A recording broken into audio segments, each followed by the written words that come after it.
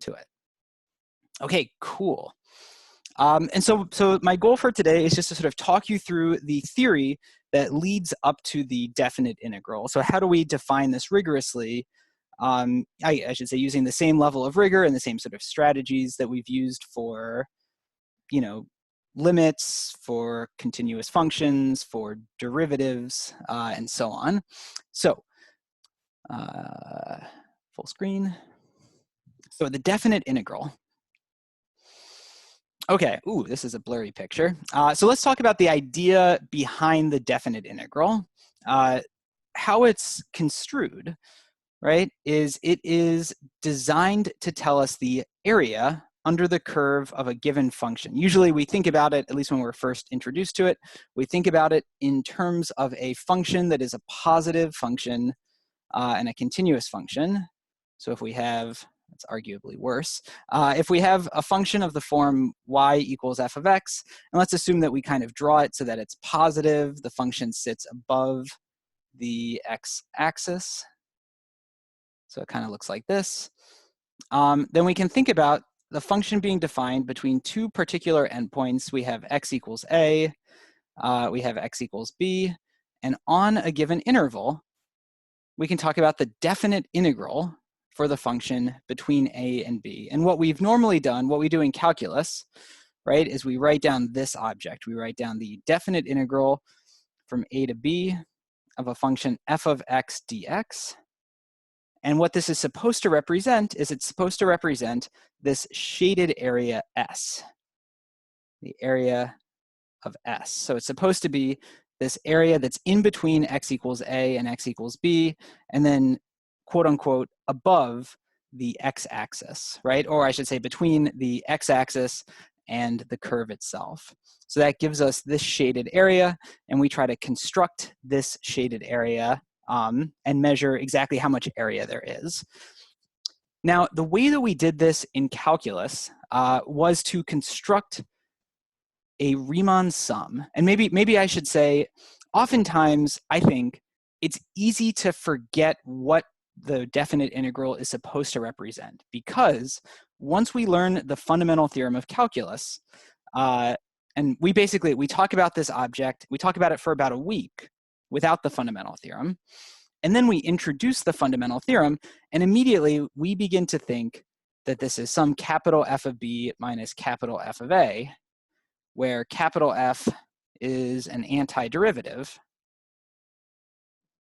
of little f, right? So that tends to be our viewpoint for this kind of thing. And because we learn that in Calc 1, and then because we immediately start Calc 2, learning a ton of integration techniques and how to find these different antiderivatives, for some people, for many people, for me, when I was a student, this really becomes the definite integral, right? Where you sort of begin thinking about it in this term, instead of perhaps what we should be thinking of it as an object in terms of area, right? So the fundamental theorem of calculus applies to many functions, but it doesn't apply to all of them necessarily. And regardless of whether or not it does, it often requires, in order to use it, it requires us being able to find this function capital F, right? And this function capital F is a antiderivative of little f. So in short, in order to use the fundamental theorem and in order to use this purple definition, which I'm now erasing, for a definite integral, you have to be able to find antiderivatives. And you can't do this nicely for every function out there, right? One of our favorite examples, to go off on a very tiny tangent, one of our favorite examples of a function whose antiderivative is not easy to define is the function f of x equals e to the negative x squared, right? The negative x squared in the exponent means that this thing decays exponentially quickly, and this function actually ends up looking like this. And you know it and love it as the bell curve, right? The normal bell curve from statistics. I think in order to make it the actual normal bell curve, you have to rescale it by some constant, right, to sort of get it to the appropriate height, but it has this exponentially decaying shape on either side. And in statistics, we care a lot about being able to compute things like the integral, say, from -1 to 1 of f of x. That tells us sort of the probability of something happening within one standard deviation of the mean. And so there's a lot of important tie-ins to statistics and the ability to compute definite integrals, and yet the function e to the -x squared does not have a nice antiderivative. So it doesn't have a nice capital F that is in a nice, closed form formula that we can use for the fundamental theorem. So that's at least some motivation to say that though we often think about antiderivatives in terms of the fundamental theorem, we shouldn't necessarily only think about them in terms of the fundamental theorem. And when we first learn about them, right, we learn about calculating these definite integrals not as measuring something involving the fundamental theorem, something involving antiderivatives, but we originally think about this object as a limit of Riemann sums, right? A limit of, and so what we did in Calculus 1 is we constructed an object called a Riemann sum, which was, I've drawn too many rectangles here, which was an object measured with a bunch of areas of rectangles, right? And so we would construct all of these different rectangles. We would construct, say, rectangles with a given width and with a given height. We would calculate the area of the rectangle as width times height. We would add up all of those areas. That was the sum in the Riemann sums. And we would get an approximate area, right? The area of all of these rectangles added together is almost, but not quite, the area of the shaded region S below, right? Notice it's almost the area of S, but here it's a slight overestimate, here it's a slight overestimate, here it seems like it might be a slight underestimate, and so it's not exactly the area of S. But we could calculate this Riemann sum approximation, and we could take a limit of Riemann sums as the number of rectangles, n, got bigger and bigger and bigger. So our goal today is to try to rediscover this idea of a limit of an approximate expression. We're actually not going to talk about, at least today, we're not going to talk about explicitly Riemann sums. We're going to talk about something else called either an upper sum or a lower sum. And this was an idea proposed not by the mathematician Riemann, but by somebody named Darboux. And so what we're going to actually talk about today is not the Riemann integral, though it's closely related. We're going to talk about something called the Darboux integral. And we're going to start by sort of discussing more precisely how we divide up the interval from a to b. So in the picture that I drew before, right, I had all of these nice evenly spaced sort of subintervals, but that's not necessarily what I'm going to care about today. They don't, maybe I should say, the intervals that I create today don't have to be nicely evenly spaced. Instead, we could have,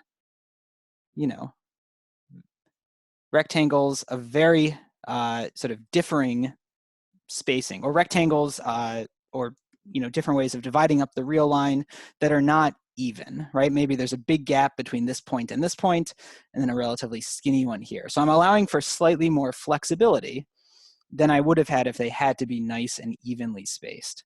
And so these will be sort of the rectangles that I talk about today.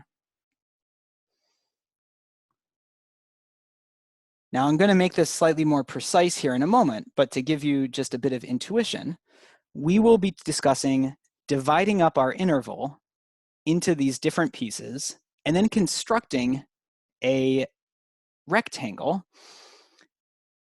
in such a way that it always overestimates the area, right? And I'm going to do this by, on each subinterval, say from here to here, picking the tallest point up here and making that be the height of my rectangle. So on this subinterval, this is the tallest point, and that becomes the largest possible rectangle. If I were to look on this little interval, I look up at the function, this is the tallest point. And so I'm going to construct the largest possible overestimate. Ooh, okay, this last one is kind of interesting. On this interval, right, if I look up here, this actually seems to be the tallest point. And so I can construct an interval that is way up here. Right, I can construct an interval that kind of looks like that.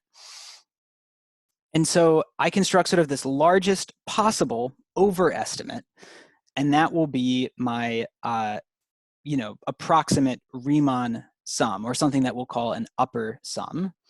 And we will use those objects, upper sums and then things called lower sums, to construct our actual integral. So that's going to be sort of our path forward. It's going to look similar to what we saw in calculus, but it's going to be a little weirder, right? Sort of differing widths of rectangles, focusing more on trying to overestimate or underestimate the area. And then, of course, because this is real analysis, we'll make this sort of mathematically rigorously tight, and we'll have a sort of epsilon-style argument going forward. Okay, so that being said, though, we want to start by focusing on our subinterval from A to B and discussing how we divide that up. So we want to start giving language and precision to this. And so we're going to define an object called a partition. So I'm going to create a real number line here. And to read this for a second, if we have a closed and bounded interval from A to B, so let's call this A, let's call this B, and let's make this entire length here be from A to B. So if this is the closed and bounded interval from A to B, then a partition P is going to be a finite set of numbers. So it's going to be a set of numbers, and finite, so there's going to be n of them, x sub 0 through x sub n, in which x sub 0 is equal to A, x sub n is equal to B, and the numbers that we choose have this strict increasing quality about them. Right? So for example, if I wanted to partition A to B, I could make this be my x0, and if I wanted to create, say, a partition with, I don't know, 6 elements, or let's say 7 elements, so n is equal to 6, this would be x sub 0, this would be x sub 6, and then I can choose any set of numbers in here such that they are incrementally increasing, right? So I could say, for example, maybe this is x sub 1, maybe this is x sub 2, that's x sub 3, x sub 4, x sub 5, and x sub 6. So they don't have to be evenly spaced, they just have to be increasing in order. And we call this a partition of the set from A to B. So it gives us a way to chop up the interval. To introduce a little more notation, we will be interested in talking about multiple partitions simultaneously. So we're going to describe the set of all possible partitions, right? So this is any possible partition using any finite number of points. And we'll describe this set of partitions as the set script P of A comma B. So that's the set of all possible partitions. And one more definition on this page. So if we have 2 partitions, right? So let P and Q be let them be elements of this set. And again, that means that P and Q are both partitions of the set from A to B. Then we say Q is a refinement of P if and only if P is a subset of Q. Now, we want to think through this a little bit because we have these objects that are elements of some set, but then subsets of each other, right? P and Q are both in this set, and yet P is a subset of Q. So we want to make sure that we fully understand this. And I'm going to use my picture up above. So the set that I drew here, this was the set P, right? And that was the set, we said it was x sub 0 through x1, x2, x3, x4, x5, and x sub 6, right? So that was my set P. That is a partition from A to B that contains 6 elements in it. I'm sorry, 7 elements in it. And it's a partition because it started at A, the smallest number was A, the largest number was B, and they all increased in their ordering. So a refinement of this partition, say a partition Q, would be another partition of A to B, right? So Q is a partition of A to B. That means it has a finite number of elements. So it starts here. Maybe I'll call this y sub 0, right? And I'll call this one y sub n. And this will be a partition of P. I'm sorry, this will be a partition of the interval A to B. And it will be a refinement if P is a subset of Q. So it'll be a refinement of P if P is a subset of it. And so what that will mean is that the elements of Q will include all the elements of P. So we'll knock off all of these as well. But we'll also include a few other elements, right? So maybe I also include this element and this element and this element. So if I went to number these or to order them, I would have y1, 2, 3, 4, 5, 6, 7, 8, and then y sub n. Well, it turns out n in this case is 9, so that was y sub 9. And Q will be the set that contains 10 elements, y sub 0 through y sub 9. And then we say that Q is a refinement of P because it contained P as a subset. Okay, sort of full stop there. At the moment, we're just sort of laying the foundation for our notation here. So any questions about anything on this page at the moment, or comments, or anything at all?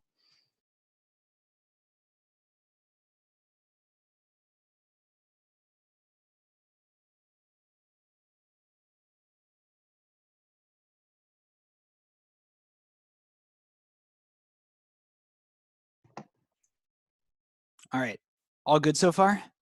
All good? Cool. Yeah. All right, awesome, I love it. Okay, let's keep going. Let's see what's going on then. So these are the ways that we're describing sort of carving up or partitioning our domain to form the basis of what will be our rectangles when we talk about these sums. So next up, we want to define a few other values here, right? And this is sort of ugly. So let's talk through some more notation. The partition, like we said, is going to carve up our real number line. Those will form the basis for our rectangles. Now we have to be able to talk about the width of our rectangles as well as the height of our rectangles. And so we're going to do this using the following notations. First, something that might look familiar from calculus, we have this delta k, right? So we have a, let me see, so we have, up here we have P is a partition of A to B. Maybe I jumped too far ahead. If P is a partition of A to B, that means that P is equal to the set x0, x1, ... up to x sub n. Delta k will measure the distance from the kth point in the partition to the k minus 1th point in the partition, right? And so that's really going to be the width, or the distance between each of these points, which will become the width of each of our rectangles, right? And so these are going to be the width of our rectangles. Now, so far we've only been talking about the interval A to B, but in order to talk about a function, right? And in order to talk about ultimately finding the definite integral of a function, we need to actually introduce our function f. And the only thing that I'm going to specify at the moment is that my function f is bounded. right? Meaning that it doesn't go off to plus infinity or down towards negative infinity. It does not have either a vertical asymptote or otherwise grow unbounded in some way, shape, or form. So this is a bounded function. And as a result, I will be able to define these next two numbers. Now these numbers, you'll notice that they have this, this is capital M sub k and lowercase m sub k of f. So these depend on the particular bounded function f that we're looking at. And we're going to define capital M sub k as the supremum of function values on the kth little subinterval. And little m sub k, we'll define that as the infimum of function values on the kth subinterval. All right, so the capital M sub k and the little m sub k will form sort of the tallest point and the shortest point on our subinterval. And we know that these numbers exist because our function is bounded, because we're sort of specifying ahead of time that it's bounded. So neither the capital M, I should say the capital M cannot go off towards plus infinity, and the little m cannot go down towards negative infinity. They will be some finite fixed values, some numbers that we can calculate. So to be crystal clear, to go back to this picture, let's suppose that we had a partition from A to B. So here are our partition values. I'm just gonna mark these all off. So we got something like this. Let's say this is x1, x2, and let's say we're looking at x, I don't know, let's say we're looking at the last one here. So from x4 to x5, let's say we're looking in this range over here. Well, this distance, right, the distance that will become the width of the rectangle, that is going to be delta 5, or delta x sub 5. Let's get the notation the same. So that was delta sub k, so this should just be delta sub 5. So we'll change that to be, oh, went too far back, there we go. We'll define this to be delta sub 5. It's going to be that distance. And then what I can do is I can look on the subinterval. I can look on the subinterval, and on the subinterval, I can measure the height of my function. So I can measure all of these function values and identify the supremum value, which is going to be up here, and the infimum value, which looks like it's going to be one of these two endpoints. Maybe it'll be this one. And so we can define those heights, right? This height here, that's our supremum value. That would be our capital M sub 5. And then our infimum value, whatever that lowest point is. Oh. Thanks, let's try that one more time. Whatever that lowest point is. It seems like those are actually just about the same height. So whichever one we choose, that will be our little m sub 5. So we've got our width, we've got our tallest point, and we've got our lowest point. And the tallest and lowest points can give us two different heights for rectangles, one of which will construct sort of the larger of the two rectangles, and one of which will construct the shorter of the two rectangles. And so that will actually be what we are able to use to construct our rectangle and measure our rectangle area. So going back to the definition with the slide, those expressions, the rectangles and then the sum of the rectangle areas, is what we will call the upper sum and the lower sum. And notice when we define the upper sum and the lower sum, there are two elements at play, right? Or there are two sort of things that we have to think about. The upper sum and lower sum are defined in terms of a given function f. They're describing the function f, and they are relative to the partition P. So they depend on which partition we're using. And even if we have the same function on multiple partitions or on different partitions, we might get different values of upper sum or lower sum. And notice the upper sum, it has this expression. Right? This is just going to be width times that maximal height which gives us the area of the largest possible rectangle, and then we're just going to add those all up as k goes from 1 to n. Similarly, for our lower sum, for a given function f, given partition P, we'll create the width times the minimum height, right? So this is sort of like the smallest possible height that we could use to estimate this.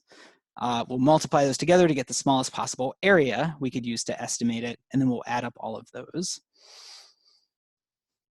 So these will be our two estimates for Riemann sums, or I should say for upper sum and for lower sum. And these will ultimately represent a overestimate and an underestimate for our function's area, respectively. Let's look at an explicit example to gain a sense of this. And as we do this, we want to think about how partition refinements will affect upper sums and lower sums. So here's an explicit example. So we have this function, right, f of x. I'm going to just box it to separate it from the line above it. F of x is equal to this piecewise defined function here. It is x squared as x goes from 0 to 1. Then at 0 itself, it's defined to be equal, I'm sorry, at x equals 1, it's defined to be a height of 0. And then we should have 3 minus x. That's written 3 minus negative x, but it should just be 3 minus x when x is between 1 and 3. We end up with this sort of piecewise defined function here. And we have two different partitions. We have partition P and we have partition Q. So let's see how this partition works. I should say how the upper and lower sums work on each of these partitions. So first of all, partition P, and I think we'll do partition P, a lot of our work in blue. So we have this is our partition. Right, 0, 1, 2, 3. So notice the way that we've devised this, each of these delta x's is going to equal 1, right? That's going to be true for all three of these. There'll be, yeah, delta sub 1 equals 1.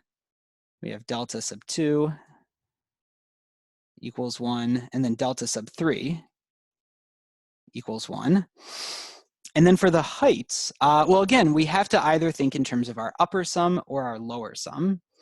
Let's look at the upper sum first. The upper sum is first going to ask us to find the supremum over all possible values in between 0 and 1, including both endpoints, right? So we're looking for the supremum over all of these values. And what we'll see, and I'll record this in blue, what we're going to see is that between 0 and 1, our function climbs, climbs, climbs. It gets infinitely close to the height of 1 without actually achieving the height of 1. But what that means is that even though the function does not have a maximum on this subinterval, it means that the supremum of the function, right? So the supremum of our function on this first interval is equal to 1. And we could write this as the supremum of f of x such that x is between 0 and 1. We could say that that is equal to 1. Or, to write this a lot more succinctly, we could just say that capital M sub 1 is equal to 1. Okay, this is, I think, an important point to think through because our function doesn't actually achieve a height of 1 on this interval. However, it gets closer and closer and closer to a height of 1. And so if we're looking at those function values, they'll hit a supremum at x equals 1, or at y equals 1. They'll hit a supremum value of 1. At the same time, on the same interval, we want to compute a lowercase m sub 1, right? And that's going to be the infimum of all the function values. And sort of looking at it, it seems like the smallest function values, or the infimum of all the function values, in this case is going to be 0. Right? And so the infimum lowercase m sub 1 is equal to 0. Okay, we can go through the next few examples, and I think we can do it a little bit faster than this example, but first I want to make sure, are there any questions about how we calculated either capital M or lowercase m sub 1? Nope. All right, sounds good. Let's dive in here then. So then we've got on the next interval, we've got capital M sub 2, lowercase m sub 2. And we're going to find that capital M sub 2 is equal to 2, while lowercase m sub 2 is actually equal to 0. Now let's confirm this, right? On this little subinterval, we look at the supremum of all the function values, and these function values are marching up towards a height of 2. Even though they never hit it, the supremum value will be 2. At the same time, right, on the same interval, the infimum value, so as we sort of look over all of this, the infimum value, well, we actually achieve a height of 0 down here. And so that will be not only the infimum, but also the minimum. That's the lowest possible value that we get. And so capital, or I should say lowercase m sub 2 is equal to 0. Finally, we have capital M sub 3. And if we look at that third subinterval, we'll see that its supremum is equal to 1. And if we look at its infimum, we'll see that lowercase m sub 3 is once again equal to 0. So we can now calculate the two expressions that we saw on the previous page. We've got the upper sum, u, of f with respect to p, right? And so that's going to equal, well, we're just going to calculate each of these individual numbers times the delta, corresponding delta. So that's 1 times 1 plus 2 times 1 plus 1 times 1. And so that upper sum is actually going to equal 4 in this case. While the lower sum, so that's our L of f comma p, right? Well, that's going to equal 1 times 0 plus 1 times 0 plus 1 times 0. That's actually going to equal 0. And so visually, right, visually we can recognize that the upper sum is being given by this rectangle here. So to the area of this rectangle, that's the 1, plus the area of this rectangle here, that's the 2, plus the area of this rectangle here, that's the 3. And so the 1 plus 2 plus 3, 1 plus 2 plus 1 is where we get our 4. At the same time, the lower sum, there's not much of a rectangle to look at, but there's this quote-unquote rectangle with height 0, followed by this rectangle with height 0, followed by this rectangle with height 0. And so that's where the sums are coming from, both algebraically and computationally, but also sort of visually and geometrically. That's what we're seeing here. Okay, let's turn our attention to Q, which is a refinement of P. And I'm going to try this. Let's see if this works. I'm going to just try to superimpose these two pictures. And I'll try to use distinct enough colors that it looks informative and not terribly ugly. So we'll see what happens. Q is a refinement of P. So it's got the same points as P. So 0, 1, 2, 3. But it also has the point 0.5, which is right around here. And it has the point, what should read 1.5. I think there should be a comma right here. So 0.5, 1, 1.5, 2, and 3. So it's a refinement that includes all the points of P plus 2 additional points. How does this affect things? Well, we realize, right, if we want to compute these, we realize first that 2 of our deltas are, well, I should say some of our deltas are different. This becomes a delta 1, which is 0.5.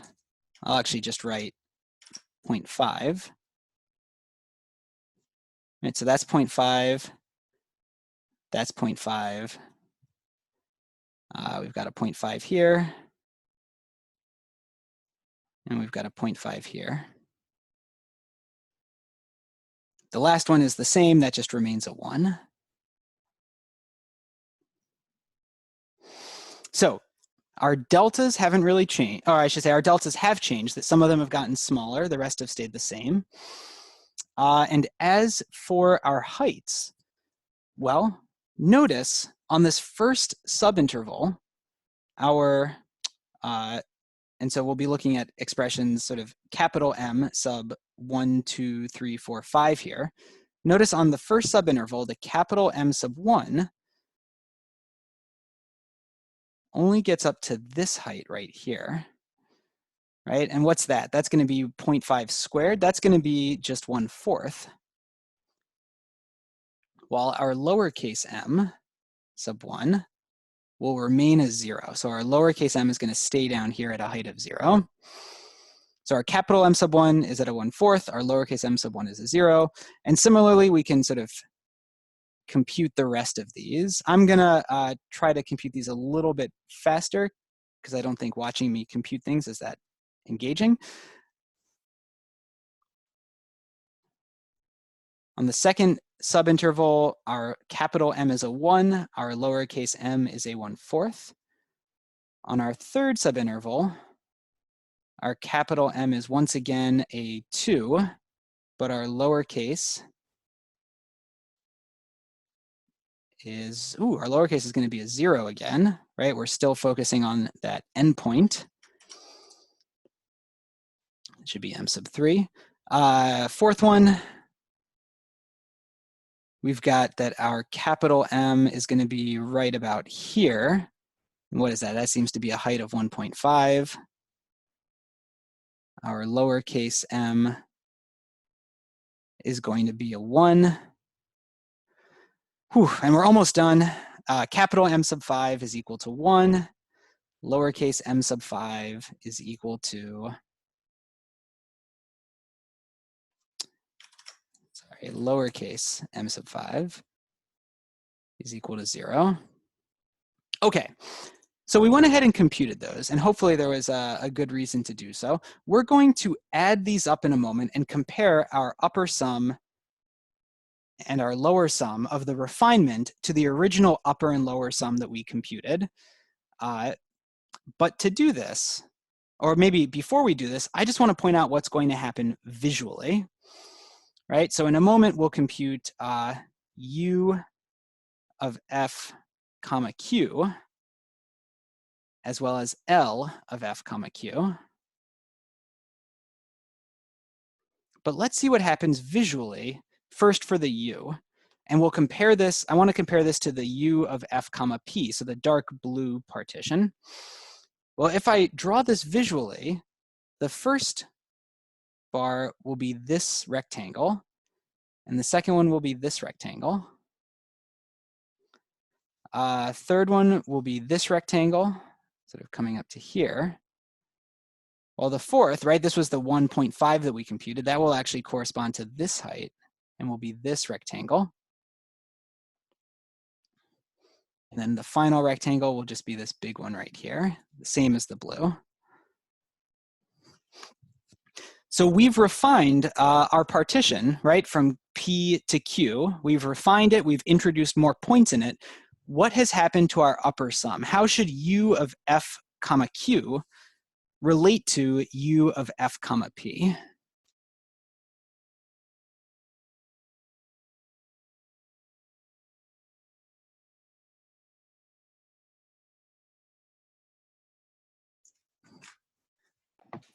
Right. So almost. I want to be a little careful with my language. As far as the rectangles go, the rectangles that we've drawn are a subset of the previous rectangles, right? All of the rectangles that I've drawn here, like these this rectangle here, and all of that, they look like they are smaller than or sit within the dark blue rectangles. And that's always going to be true because I've added these extra points, right? Because I've added these extra points, the rectangle that I draw as a result will either be less than or equal to the height of the previous rectangle that I drew. And so when we go to calculate the areas of these red rectangles and add them all up, we'll get an answer that's just a little bit less than the area of our dark blue rectangles, right? And in fact, if we do this, what will we get? We'll get, let's see, we'll get 1/8 plus a half. Oh, geez, I shouldn't have done this out loud. 1/8 plus a half plus 1/2. Plus, this is just going to be 1. This is going to be 1 1/2 times a half. So that's going to be 3/4. And this is going to be a 1 by 1. So that's also going to be 1. So we end up with something that looks like 1, 2, 2.5 plus 7/8. So we're going to end up with something that is, I think, 3 3/8. I probably messed up on the math there. But the important thing is we're going to end up with a number that is distinctly less than this number right here, right? Distinctly less than the number 4. And we can see that visually because the red rectangles are just the blue rectangles minus this piece here, which we've cut out, and this piece here, which we've also cut out, right? And so similarly, we can see that when we go to compute the lower sum, so this is the L of F comma Q, well, again, visually, this first piece will be 0, but the second piece will be here at 1/4. So I'll actually get a little bit of a bar right here. The third piece, let me see. The third piece will be 0. I'm sorry, the second piece should have been 0 as well because of this point right here. So I think we actually made a mistake on this interval. The infimum is given by that point. And so the infimum there should be 0. Okay, so we've still got a flat line. Here we've got a flat line. But on this interval, right, the infimum will actually be this bar right here, right on this, this fourth piece, little m sub 4 is equal to 1. And so I've got that bar. And then here again, we'll have a bar that is flat. So by introducing this partition and sort of carving this up into a smaller piece, I've actually got one bar here that is slightly bigger than the corresponding bar was in the light blue situation. And so when I move to my refinement, my L of F1 comma Q will actually be, in this case, it'll be 1/2 times 1, so it'll be 1/2. But importantly, it will be larger than the L of F comma P, right? So this value will end up being larger than this value because when I went to a refinement, I necessarily either stayed the same or I increased the area that I was looking at. So the relationship that we're trying to tease out here is that as I create a refinement, right? So as I add in more possible points, then I have the ability to create sort of a lower upper sum and a higher lower sum. And because I think that's really confusing to say out loud, let me sketch that just in the case of this first block for upper sums, right? So in this case, when I had my original picture P had this entire interval to work with. And so the supremum in this case was just that height of 1, which meant that the summation piece that I looked at measured that entire area. Once I moved to a refinement and I introduced more points in here, and I sort of had these 3 points working for me, then I had to consider the supremum on this interval and the supremum on this interval. Now the supremum on the second interval was the same as the original. That's going to be way up here. And so that will still give me this area to consider. But by splitting this up, I now have that on this area, the supremum is much smaller. On this first interval, the supremum only comes up to this point, and so I only go up that high. All right, so the idea here is that refining, right, spelling this correctly, refining a partition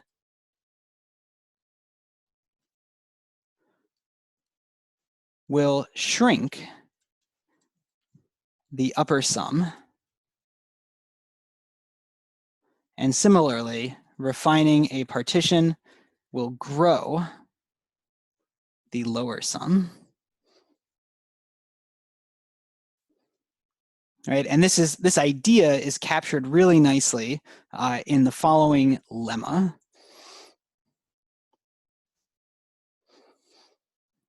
Right, and so we have this series of inequalities, which we sort of saw on the previous slide. So if we have a bounded function, meaning that we can define these upper and lower sums, and we have P and Q each a partition, where Q is a refinement of P. Well, like we just said, if Q is a refinement of P, then that will only grow the upper sum, right? So as we refine, we end up with a slightly higher lower sum. And then on the other side, as we refine, we end up with a slightly smaller upper sum. So we have this series of inequalities when it comes to measuring these overestimating upper sums and these underestimating lower sums. Finally, we have this one in the middle, which is just saying that for the same inequality, or I'm sorry, for the same partition, right? So those Q's are the same. We just have that the lower sums will always be less than or equal to the upper sums. And that's because over that same partition, we're considering our capital M's, which will always be bigger than our lowercase m's. So given any two partitions, with one being a refinement of the other, we have this giant but helpful set of inequalities. Now, that actually allows us to compare any two partitions, not necessarily refinements of each other. And so that's given in this second lemma. So the second lemma says, let's take a bounded function and let partition R and partition S be any two partitions of A to B. Then it turns out the lower sum of one of the partitions will always be less than or equal to the upper sum of the other partition. Right? So there's actually a really, really slick argument to say that this is true. If you have your interval A to B, right, so let's say that's A and B, and you end up having these two partitions, not necessarily refinements of each other, right? So let's say here's partition R, it's just gonna be these 4 points. That's gonna be partition R, and partition S is going to be, let's say 1, 2, 3, just these 3 points. That's going to be partition S. Then what we can do to compare the two is we can actually take the set R union S as a new partition that contains both of them. So the new partition to consider, I'll call it Q, is R union S. And so that's going to be all of these points. Right? It's still a partition of A to B, and it is a refinement of A. I'm sorry, it's a partition from A to B. It's a refinement of R, and it's a refinement of S.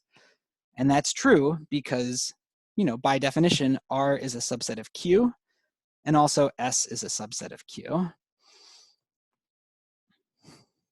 What does that mean? Well, if we look at our previous lemma, so we look up here, we're going to see that the L of F comma P, right? Well, I should say we can then compare the lower sum L of F comma R.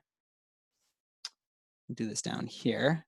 L of F comma R is going to be a subset of L of F comma Q. Right, that's true because R is a subset of Q, so Q is a refinement. And this lemma told us that this inequality held true for lower sums involving refinements, specifically in this piece right here.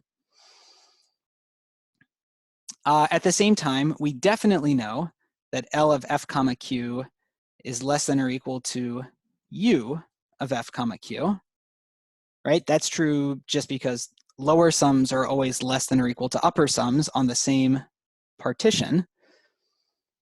And finally, right, we can compare, now we won't compare R and Q anymore, but now we can compare Q and S, right? And because S is a subset of Q, AKA because Q is a refinement of S, we get the inequality goes in this order, right? So the refinement inequality is smaller than the original, the refinement upper sum is less than the original upper sum.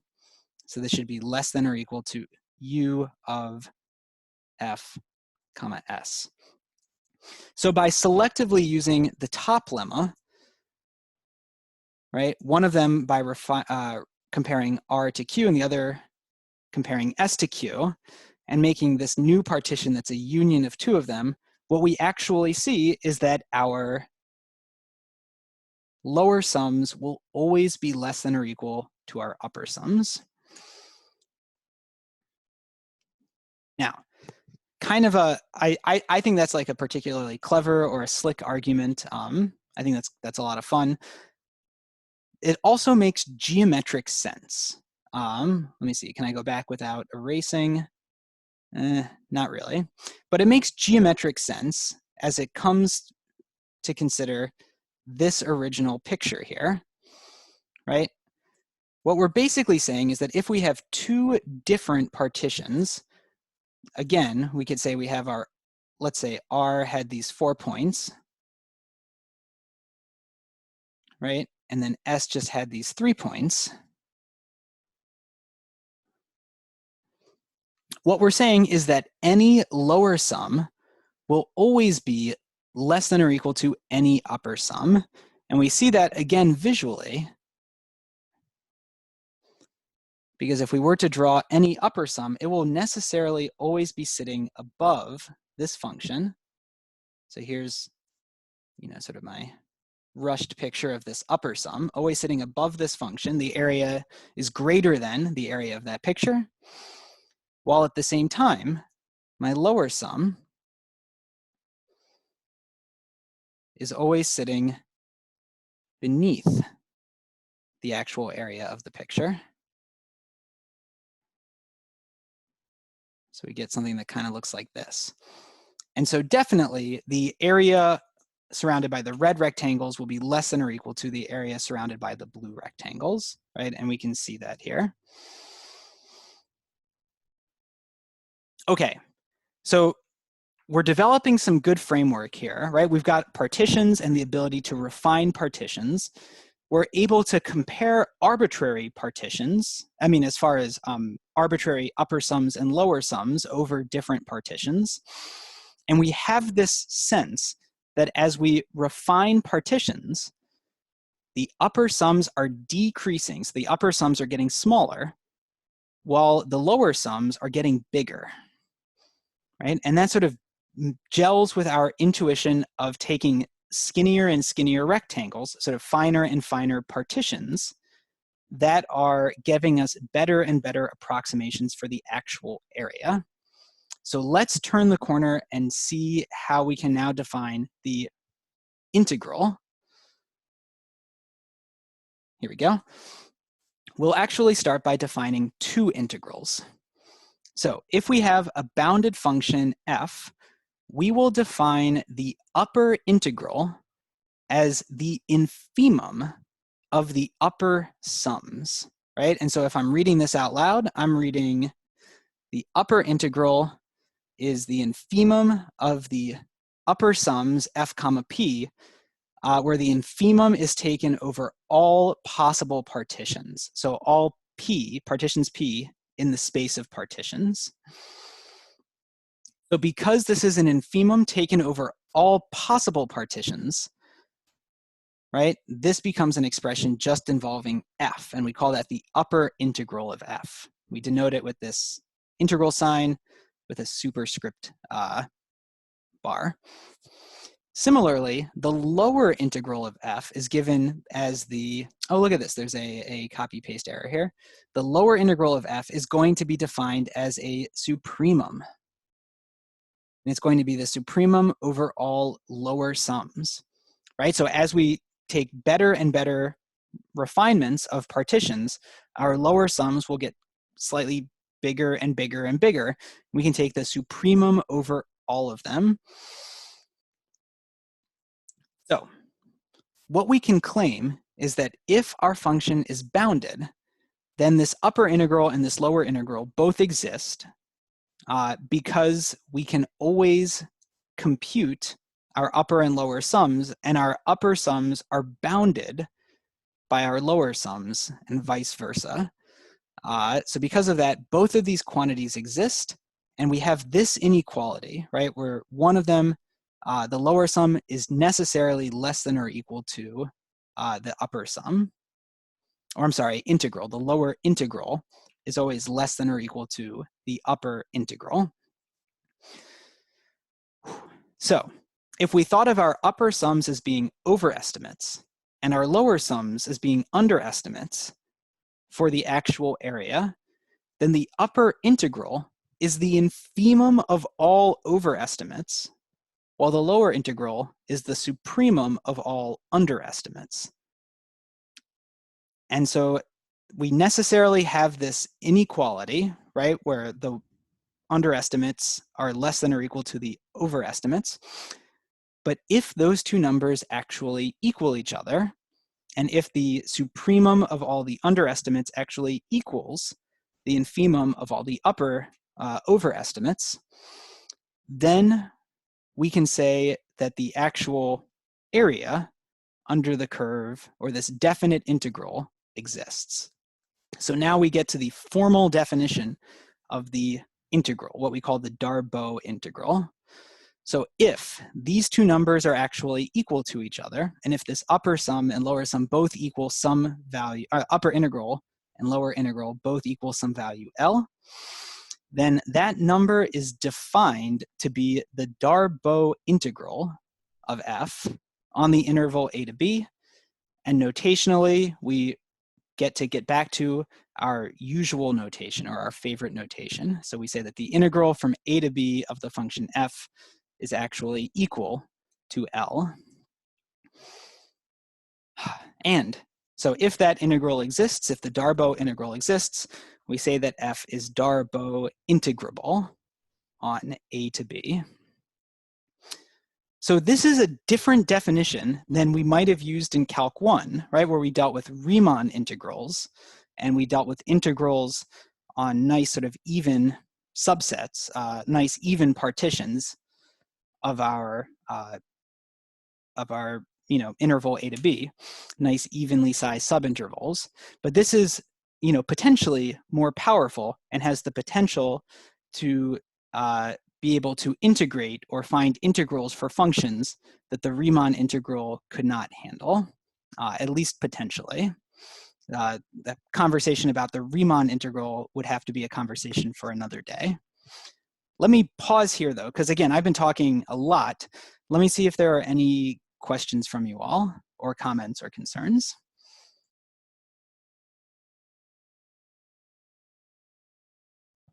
Dr. Ross, I think L is just a number, right? That's not the limit. Yes, that's right. That's right. So let me go back one slide. Oh, let me erase this and then go back one slide. So yes, so L is just a number. Notice I'm actually sort of sidestepping the language of limits here by using the language of infimums and supremums, right? Again, the second one was defined to be a supremum. So every single upper sum, every single u of f comma p is just some number, right? It's the area given by those rectangles. And similarly, like if I change my p, if I refine my p, I get a different number. And so this object here is really a set of numbers, right? These are all individual real numbers.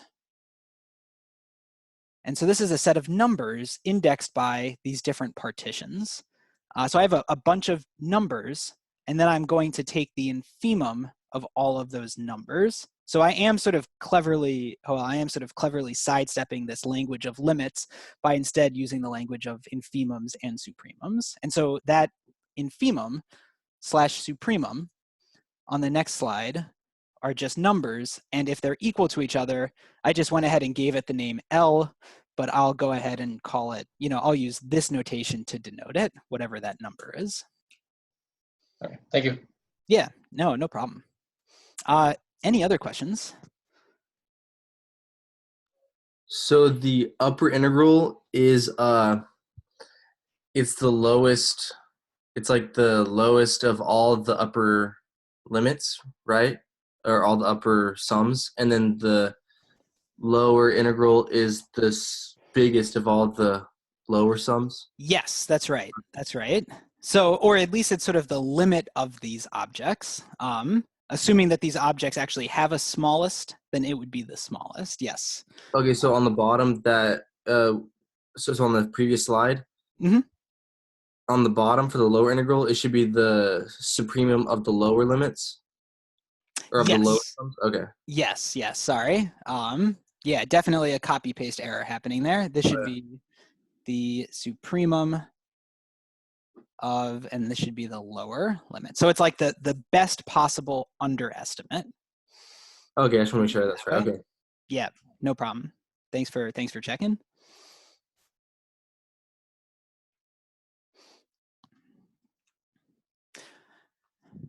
Okay, well, cool. So if there are no other questions, I want to pause there, and I want to sort of set a little bit of the stage going forward. We only have one more class period left, and I'm not entirely sure like what exactly I want to do with it. I want to talk a little more about this theory, but I also want to give you a taste of where the theory of real analysis can go from here, or like, what good is all of this? So today was a little bit more of a like sort of content-based lecture. On Wednesday, I'll probably talk a little more about integration theory, and then maybe set the stage for several different avenues that you could take from here. I figure that's probably the appropriate place to end the semester, right? Sort of like a snapshot of other possible things we can do with this theory. So that will be Wednesday's class. Crazy, cool. Okay, so other than that, I wanted to end class a few minutes early today because there is one thing that I would like you all to do, and that is to help me out by filling out some evaluations for the course. I'm going to post here in the chat in just a moment a link to the course evaluations. If you've done this in your other classes already, it will be the same link as it has been. I have to look this up because I did not queue it up ahead of time. But in short, yeah, so of course this was sort of a weird semester in every sense of the word weird. But we are still interested, SU is interested, and I am personally interested in knowing what you thought about the course, what you thought about the semester, sort of things that you liked, things that you didn't like, constructive criticisms going forward, et cetera, et cetera. And so I wanted to set you up with this. I'll stop the recording here for a second because we don't have to put this on.